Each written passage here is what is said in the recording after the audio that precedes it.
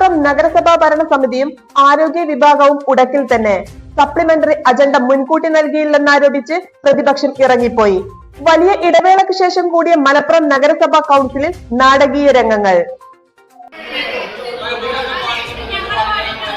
മലപ്പുറം നഗരസഭാ കൗൺസിൽ 2 മാസത്തെ ഇടവേളയ്ക്ക് ശേഷം വീണ്ടും കൂടിയപ്പോൾ ഭരണ പ്രതിപക്ഷ വാക്കുപോര് മുറുകി. സപ്ലിമെന്ററി അജണ്ട മുൻകൂട്ടി നൽകിയില്ല എന്നാരോപിച്ച് പ്രതിപക്ഷം ഇറങ്ങിപ്പോവുകയും ചെയ്തു. നേരത്തെ പുതിയ കൗൺസിലിന്റെ ആദ്യ യോഗത്തിൽ എടുത്ത തീരുമാനം പോലും ആരോഗ്യ വിഭാഗം ഇതുവരെ നടത്തിയില്ല എന്ന് കൗൺസിലർമാർ ആരോപണം ഉന്നയിച്ചു. ആരോഗ്യ വിഭാഗത്തിലേക്ക് വാഹനം വാടകയ്ക്കെടുക്കുന്നതിനെ ചൊല്ലി തുടക്കമിട്ട ചർച്ചയാണ് വിവാദങ്ങൾക്ക് തുടക്കമിട്ടത്. നിരവധി തവണ നേരിട്ട് ആവശ്യപ്പെട്ടിട്ടും ക്ലീൻ സിറ്റി മാനേജർ ഒരു നടപടിയും എടുക്കാത്തതിനെ ചൊല്ലി വാർഡ് 24 കൗൺസിലർ CT ഹർഷദ് പറഞ്ഞു. സപ്ലിമെന്ററി അജണ്ട മുൻകൂട്ടി നൽകാത്തതിൽ പ്രതിഷേധിച്ച് പ്രതിപക്ഷ കൗൺസിലർമാർ ബഹളം വയ്ക്കുകയും കൗൺസിൽ യോഗം ബഹിഷ്കരിച്ച് ഇറങ്ങിപ്പോവുകയും ചെയ്തു.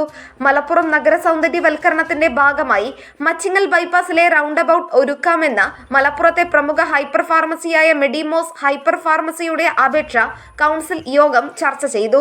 തെരഞ്ഞെടുപ്പ് പെരുമാറ്റച്ചട്ടം നിലനിന്നിരുന്നതുകൊണ്ട് കഴിഞ്ഞ 2 മാസമായി നടക്കാതിരുന്ന കൗൺസിൽ യോഗം ഇന്ന് ചേർന്നപ്പോൾ 40-ലധികം വിഷയങ്ങൾ ചർച്ചയ്ക്കെടുത്തു.